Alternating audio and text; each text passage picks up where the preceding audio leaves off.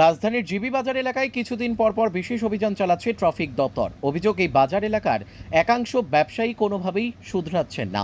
তারা দোকানের পসরা সাজিয়ে রাখছেন ফুটপাতের ওপর। একই অবস্থা যানবাহন চালকদেরও। যেখানে খুশি সেখানে পার্কিং করে রাখা হচ্ছে। এর ফলে সৃষ্টি হচ্ছে যানজটের।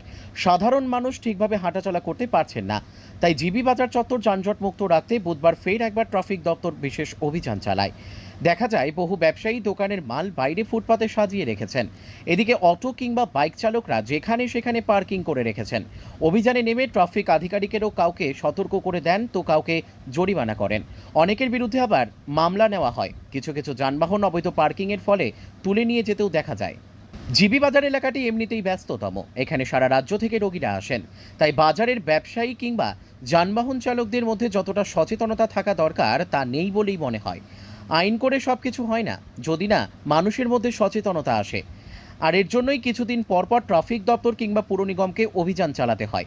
এই ক্ষেত্রে জিবি বাজার ব্যবসায়ী সমিতি একটি গুরুত্বপূর্ণ ভূমিকা নিতে পারে বলে অভিমত সচেতন নাগরিকদের। আজকের আসলে হয়তো আমাদের অনেক স্টাফ দেখছেন, মনে হচ্ছে বেশি। এটা ঠিক আছে, আজকে যে আমরা অভিযানটা করছি একটা হলো স্পেশাল ড্রাইভ। এটা আমাদের আমরা 16 তারিখ থেকে 25 তারিখ অবধি শহরের বিভিন্ন জায়গাতে মূলত যানজট মুক্ত করা, যে ইলিগাল পার্কিং যে যারা করে রাখে তার বিরুদ্ধে ব্যবস্থা নেওয়া এবং অন্যান্য যে ট্রাফিক আইন ভঙ্গ করে তাদের বিরুদ্ধে আমরা ব্যবস্থা নিচ্ছি। সেদিন একটা special driver as a part আজকে আমরা অ্যাকশন নিচ্ছি। বিকালও হবে, এরপর দিন হবে, এইভাবে আমরা কন্টিনিউ 25 তারিখ অবধি চলবে। এমনিতে নর্মাল আমরা সবসময় করি, কিন্তু স্পেশালি আমরা কিছু কিছু জায়গাকে যেখানে মানুষ শুনতেই চাইছে না বা যে রুলস আছে বা যেখানে পার্কিং করার কথা সেখানে করছে না, ইলিগালভাবে করছে, সেখানে আমরা ওই স্পটগুলিকে আমরা চিহ্নিত করে আমরা অ্যাকশন নিচ্ছি। মোট কয়টি জায়গাতে এরকম অভিযান হবে? যেমন আমরা জিবিতে এখান থেকে আমরা অন্য দিকেও যাবো, বিকালের দিকেও হবে আমাদের স্পেশাল ড্রাইভ আপনারা দেখতে পাবেন। বিশেষভাবে দেখা যাচ্ছে আপনাদের ওই যে অভিযান প্রতিনিয়ত জিবি বাজার এলাকায় দেখা যাচ্ছে। তার মানে কি মনে হয় যে এখানে কি ট্রাফিক ব্যবস্থা মানে কোনো ঘাটতি রয়েছে?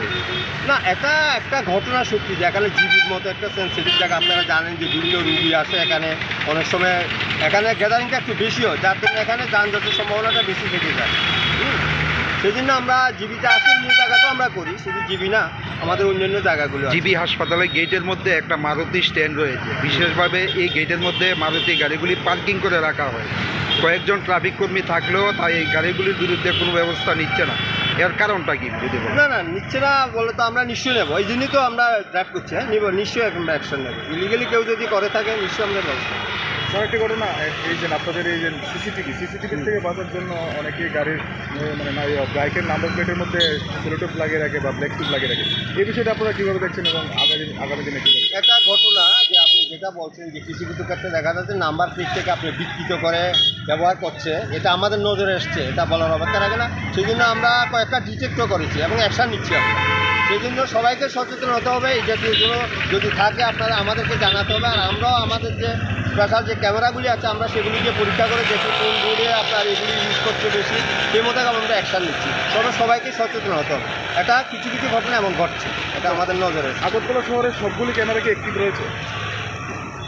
এখনও না, মাঝে মাঝে কিছু যদি ডিস্টার্বও করে আমরা সেগুলি সারাই করে নিই। হ্যাঁ, কিছু কিছু তো অনেক সময় আছে একটু মেকানিক্যাল ব্যাপার, তো হতেই পারে না, সেগুলি আমরা সারাই করে নিই।